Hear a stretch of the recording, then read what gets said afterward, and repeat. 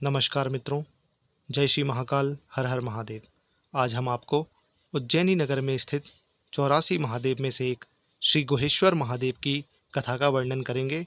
और श्री गुहेश्वर महादेव क्षिप्रा नदी के श्री राम घाट पर पिशाच मुक्तेश्वर मंदिर के पास में एक भीतर सुरंग बनी हुई है, उसमें स्थापित हैं। पौराणिक काल में एक महायोगी थे जिनका नाम था मंकणंक। वे बहुत ही वेद पाठी और वेद वेदांग के परम ज्ञाता थे। सिद्धि की कामना के कारण वे हमेशा तपस्या में लीन रहा करते थे। एक बार की बात है कि देवदार वन में तपस्या करने के दौरान उनके हाथ में कुश का कांटा लग गया, किंतु रक्त के स्थान पर शाक रस औषधि के समान बहने लगा। इस घटना को देखकर वह आश्चर्यचकित हुए और अत्यंत प्रसन्न होकर अभिमान पूर्वक नृत्य करने लगे कि उनकी सिद्धि सफल हुई। चूँकि वो सिद्धि को प्राप्त हो चुके थे, इसलिए उनकी तप के बल से सारे जगत में हाहाकार मच गया और इस तप से नदियाँ उल्टी बहने लगीं, ग्रहों की गति उलट गई। इस गंभीर स्थिति को देखकर सभी देवी देवता देवादिदेव महादेव के पास पहुँचे और उनसे आग्रह किया कि वे ऋषि जी को रोकें। देवताओं की विनती सुनकर शिवजी ऋषि के पास पहुँचे और उन्हें नृत्य करने से रोकने लगे, लेकिन नृत्य में मगन अभिमान पूर्वक नाच रहे ऋषि मुनि को ध्यान ही नहीं रहा कि शिवजी उनके सामने खड़े हैं।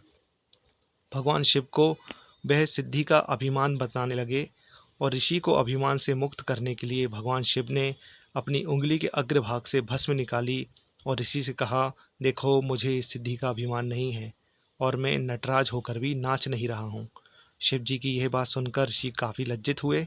उन्होंने क्षमा मांगी और साथ ही प्रार्थना की कि उनकी तप की वृद्धि करने का कोई उपाय सुझाएं।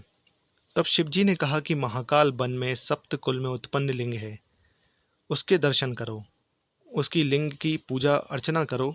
देवादिदेव महादेव के ऐसा कहने पर ऋषि ने ऐसा ही किया, जिससे ऋषि को सूर्य के समान तेज प्राप्त हुआ। उन्होंने जो सिद्धि प्राप्त की उसका उपयोग वह जन कल्याण के लिए करने लगे। चूँकि छोटी सी गुफामय स्थान होने के कारण उस लिंग का नाम गुहेश्वर पड़ा। प्रिय साथियों, ऐसा माना जाता है कि गुहेश्वर महादेव के दर्शन एवं अर्चन से अहंकार नष्ट हो जाता है और महायोगी मंकणंक की तरह सिद्धियों का सदुपयोग करने की सामर्थ्यता आती है।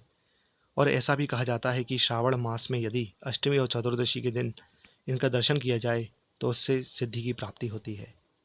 आप हमारे इस वीडियो को लाइक करें, शेयर करें और हमारे इस यूट्यूब चैनल को सब्सक्राइब अवश्य करें।